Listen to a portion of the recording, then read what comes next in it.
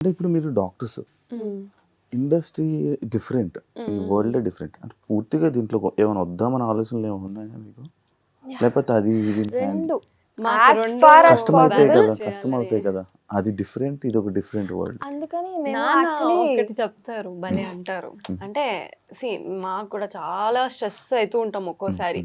ఏమనిపిస్తుంది అంటే అయ్యా ఎటు పోతోంది, ఏమైతున్నాం మేము.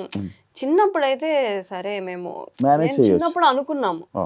నేను ఏముంది చేసేస్తాను అని. దూకినాక చాలా ప్రెషర్స్ కూడా వస్తూ ఉంటాయి ఒక్కోసారి. రెండు బ్యాలెన్స్ చేయాలని నాన్న అంటారు. వాట్ ద ఏమంటారు మనకి. ఎసెన్స్ ఆఫ్ లైఫ్ లాస్ట్ కి ఏం కావాలి అంటే హ్యాపీనెస్. అవును. సో మా నాన్న ఎప్పుడూ ఒకటి చెప్తూ ఉంటారు.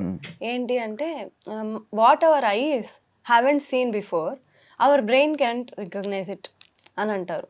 సో ఏంటంటే మన కంటికి ఇప్పుడు ఇది ఫోన్ అని నా కంటికి ఎలా ఇది ఫోన్ అని రికగ్నైజ్ చేస్తుంది అంటే నాకు ఇంతకు ముందర నాకు తెలుసు ఇది ఫోన్ అనేది. నేను ఇంతకు ముందర నేను రికగ్నైజ్ అయ్యి ఉన్నాను కాబట్టి నాకు ఇది తెలుసు. సిమిలర్లీ మ్యూజిక్ కూడా ఇప్పుడు మా సినారియోకి వస్తే మ్యూజిక్ మెడిసిన్ చేసిన వాళ్ళు ఉన్నారు.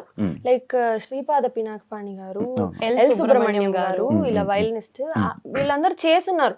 But most of the people ఏదో ఒకటికి వస్తారు, మిగతాది వదిలేస్తారు అనే ఒక నోషన్ లో ఉంటారు. కాబట్టి జనాలు ఏదో ఒకటి వదిలేయాలి అనే ఒక దీనిలో ఉంటారు.